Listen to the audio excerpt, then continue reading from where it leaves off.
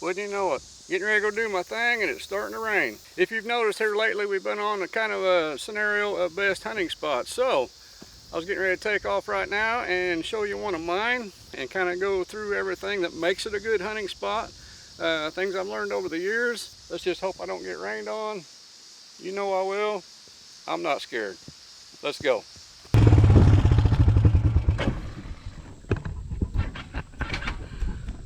It died. Oh, come on. Ooh. Let's go.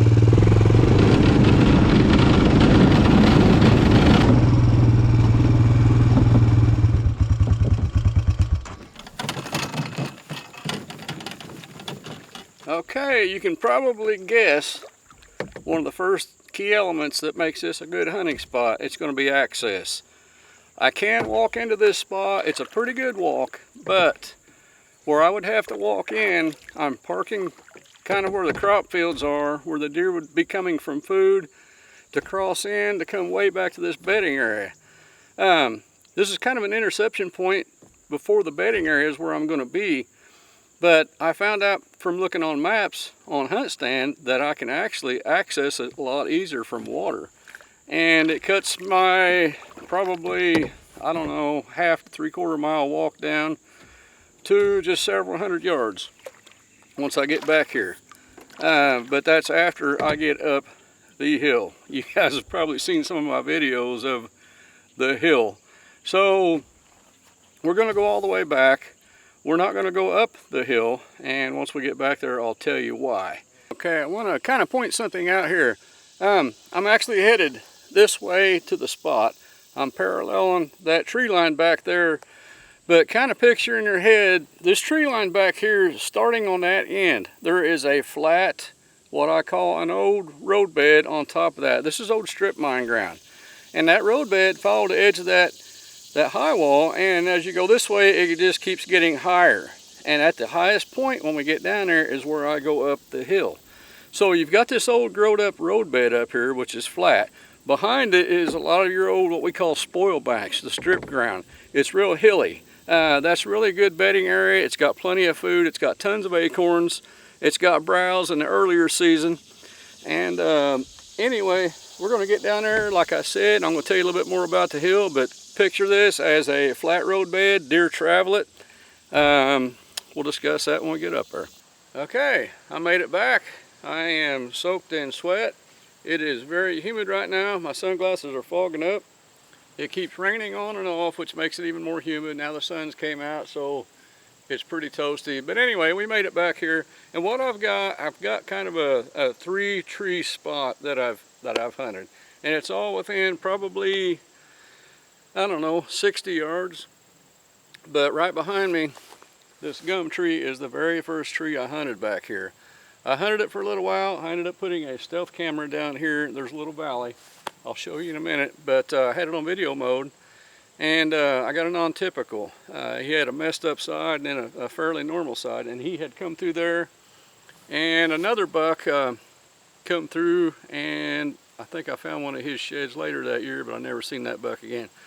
So anyway, I'm intrigued with crazy looking racks. I thought, man, it'd be cool to kill that buck. I don't think it was the same year. I never got a shot at him, never seen him again, but I'm pretty sure it was the next year. Late in the evening, I'm in this tree, and I heard a ruckus over here, and what it was, he was rubbing his antlers on trees, and it's a sound you just don't hear that often, so it's kind of hard to recognize. But finally, he come in with just several minutes of light left. I ended up getting a quarter-and-away shot. Unfortunately, I hit him in the shoulder. I never found that buck. He disappeared the next year, and then I think it was the year after that, I had an encounter with him probably 3/4 mile off. He was coming to beeline, and then he turned. I never got my shot, and that was the last I seen of him.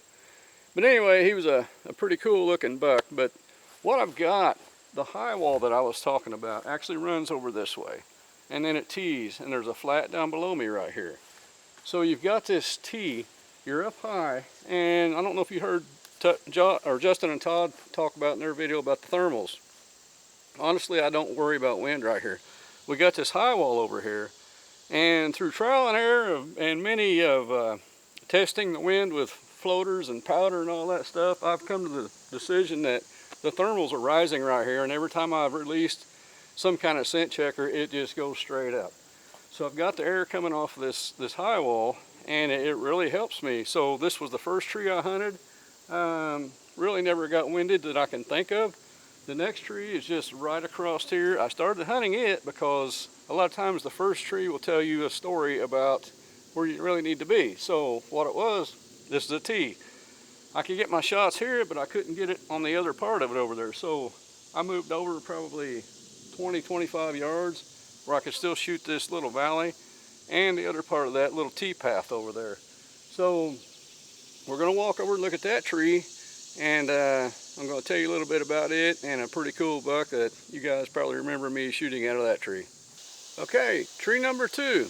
It's 25 yards from the other one. So what I've done by moving to this tree, this flat road bed runs the high wall right here, and then it tees and goes back that way, and that's where the other stand was. So by me coming here, I can now shoot down here and the other part of where it tees. So the other stand, I pretty much just had that one option. So you kind of come back sometimes and you learn from things. So that first year I seen a lot of things happen, and there was quite a few deer over this way that I just couldn't get to, and I finally zeroed in on this tree, and it was a kill tree. I killed that crazy, a different non-typical. He had a third beam coming out of his head. It was a really old deer. He had a small, massive rack, and he had that third beam coming out of his head. I killed him out of this tree right here. That was just one of my coolest looking bucks, probably. Just not a big rack, but he was old. I ended up dragging him down this roadbed, and of course I had to go down the hill. And also, I took a doe down there one time, down the hill, and I busted my tail on camera, and they posted it on Instagram, and it got a lot of hits. So evidently people like seeing me fall down. Why, I don't know. But anyway, I guess they enjoyed it. So you got the flat right here, you got bedding up in this way, you've got thermals rising off of this high wall. We'll walk down there and look at it here in a minute. I don't have to worry much about my wind right here. This roadbed tees goes this way. On the other side of it, you got more bedding. And then way back that way, probably 3/8 to half mile, is the crop fields. I don't like parking there where the deer cross, and you've actually got to come through a pinch where two high walls kind of almost meet, but there's not a good place to set up right there. It's just, I don't know, and I don't like walking in from the road right there because I've bumped a lot of deer in the past by coming that way, so I've tweaked it down to coming in with a boat. Quiet access, quick. I don't have very far to come up in here. I've eliminated a lot of scent, and it's just one of those things that you just learn over time, and it worked.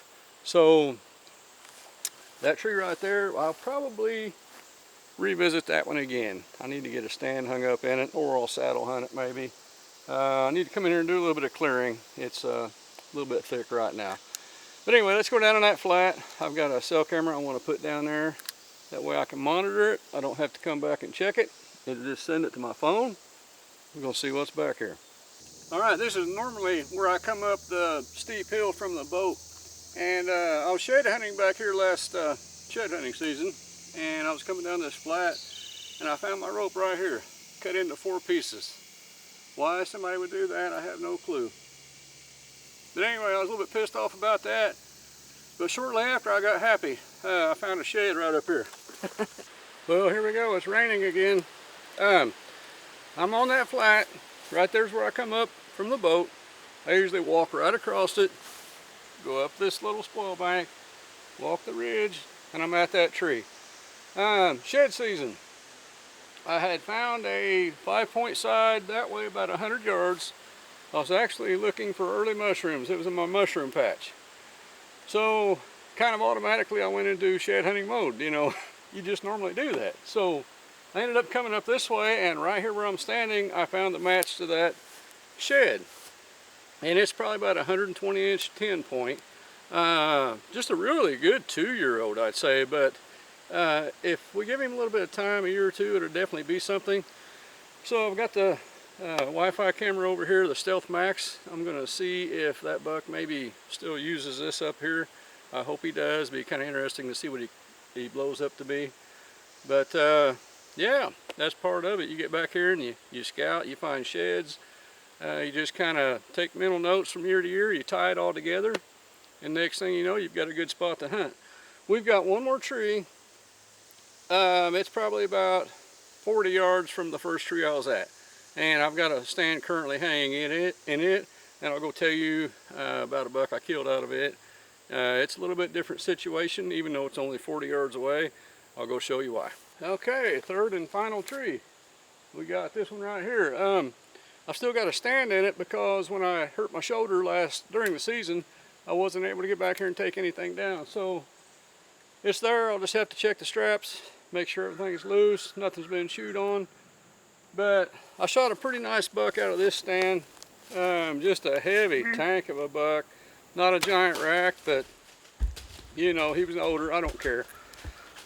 But being this is only about 40 to 45 yards away from the very first tree we looked at, it's different. It's just far enough off of that high wall where the thermals don't carry my scent up like they did when I was over there. So this one here, I've got to be careful with my wind when I'm hunting it. So what we got over in this section of bedding area, this is the spoil banks and it's real hilly. There's a distinguished ridge that comes up. And they come up and it turns into a little flat right here and it goes right in front of this stand. And sometimes they actually come out of this hole and on this little flat that I'm standing on. So let me show you what that looks like down there, and it's nasty. So I've got a nickname for this stand right here. The stand is 4 feet from me. You see this rock back here? There's bones. It looks like a table with a kind of an altar looking thing. Let me show you something. Watch this.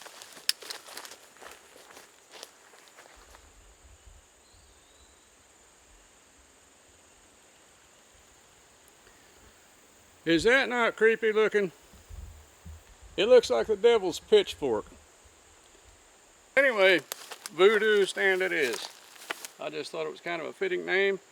I'm going to take you over here to where I shot that buck out of this stand. The ridge comes up out of that nasty hilly stuff and it turns into a nice little flat right here, and they was using that ridge a lot. So let me show you what we got. You're familiar with coal mine ground, spoil banks. There's a lot of rows of just hills in rows, paralleling each other, and then they turn and go that direction. So anyway, this one ridge right here goes way down. It turns into a kind of a hole, and it comes out that pinch I was telling you about earlier that I don't like walking through, and it comes up here and it turns into that flat right in front of that stand. I was getting a lot of cruising deer on that. Sometimes they change though. I mean, there's times where you'll key in on a spot like this, and next thing you know, they're using the same area 60 yards away in a different pattern. So take notes of what you see every year and kind of adjust. That's what's nice about saddle hunting. You can, on the fly, just pick up and go, and you're in the tree. But this is a great spot for cruising bucks. We get a lot of does back here. Like I said, there's a bedding area here. Back that way, I got my easy entry points. Plenty of food. There's little water holes throughout the woods back here. So they've kind of got it all. They've got a lot of security. So anyway, I think I've had about enough of the sweating and mosquitoes. I'm gonna go home and take a shower and just sit down and relax for a while. So hope you enjoyed watching. This is one of the spots. For me, it's a good hunting spot. So bow hunt or die. We've had a little bit of a drought and the water is down, and I can't get my boat quite back to where I need to go.